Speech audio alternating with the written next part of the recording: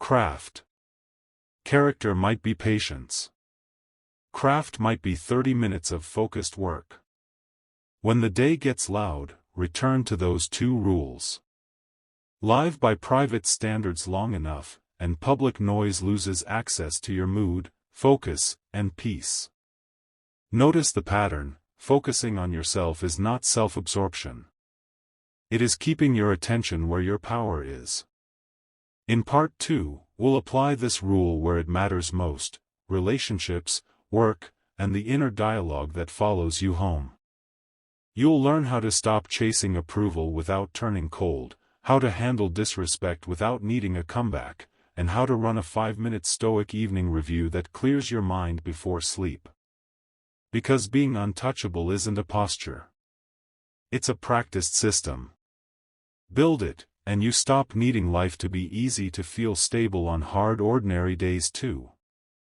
Focus on yourself, and you become untouchable, because you stop placing your peace inside other people's hands. But the real test is not what you do alone.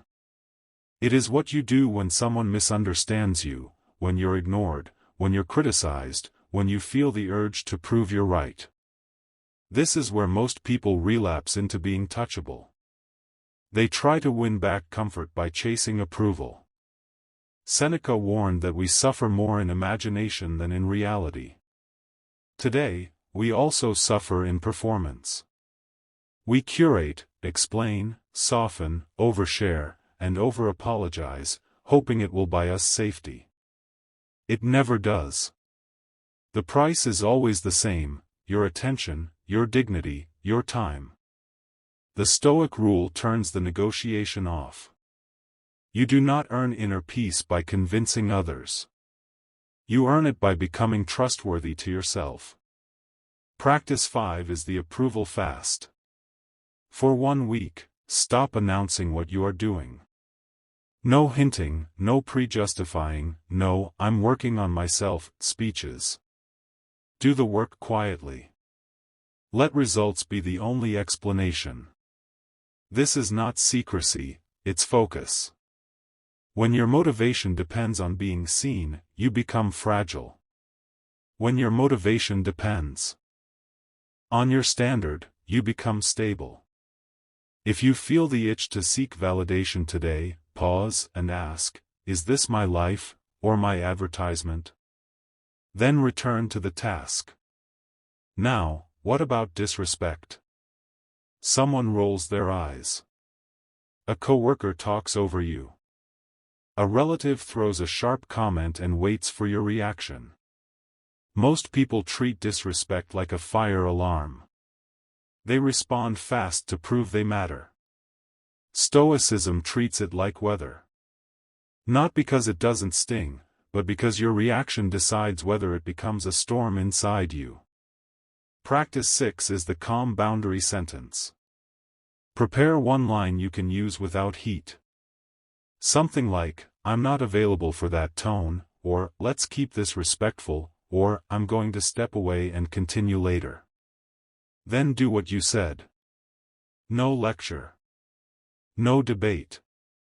The contrast is powerful. Arguing is still attachment, boundaries are self-respect. The moment you can exit a situation without needing the other person to agree, you are untouchable. Here's the part nobody tells you: the people who benefit from your reactivity will test this boundary. When you stop defending yourself, they may increase the pressure, not because you're wrong, but because the old version of you was useful. Expect it.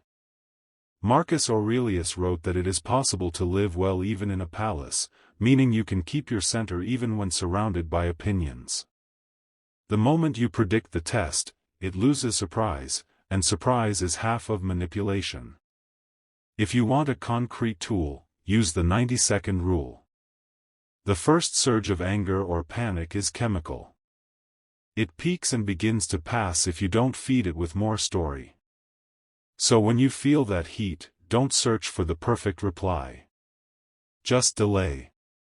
Look away from the screen. Unclench your jaw. Drop your shoulders.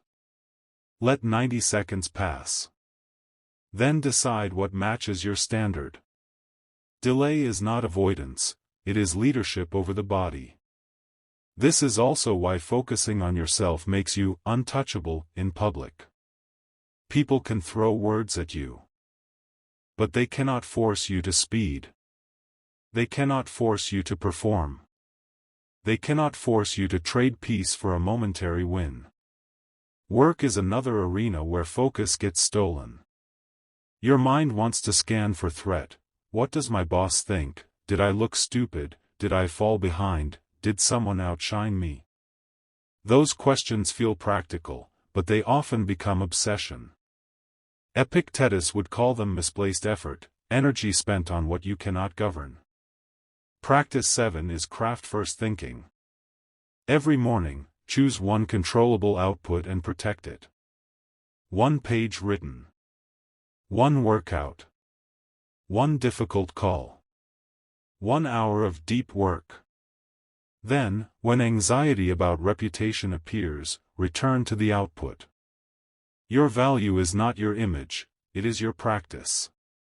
Over time, this rewires confidence. You stop needing constant reassurance because you are building evidence. You are no longer trying to feel safe, you are becoming capable. Relationships improve when you focus on yourself, but only if you understand what that means. It does not mean withdrawing or becoming cold. It means refusing to abandon your values to keep temporary peace. Many people say, "I don't want conflict," when they really mean, "I don't want to be disliked." That is still approval chasing. Practice 8 is the Stoic check-in before you respond. When tension rises, ask, what does my best self do here? Not what would win, not what would sting, not what would impress. What matches your character? Sometimes it's compassion. Sometimes it's firmness. Sometimes it's silence.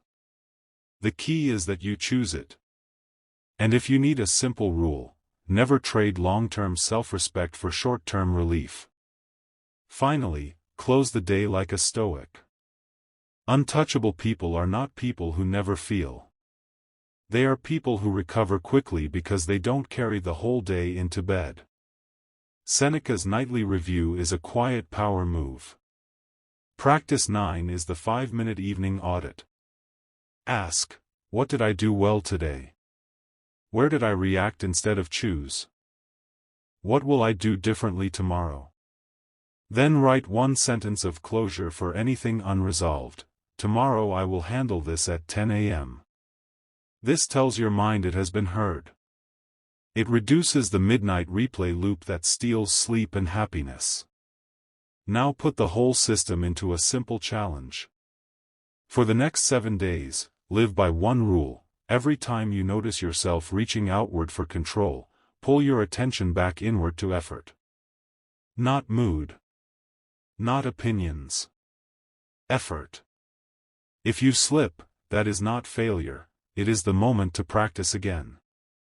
Comment, "I'm untouchable," if you're starting the 7 days today, and write the 1 area you'll focus on: health, work, relationships, or discipline. Focusing on yourself is not retreat from life. It is returning to the only place life can actually be governed. Outside events will keep coming. People will misunderstand you. Plans will change. The world will stay noisy. But you can become the person who stays steady anyway, not by luck, but by training. That is Stoicism. That is the rule. And once it becomes your reflex, you stop being easy to shake. You stop being easy to bait. You stop being easy to break. You become untouchable. What's the 1 area of your life where you've been giving other people control over your peace, and what would change if you took it back this week? Comment just 1 word: work, relationships, health, or discipline.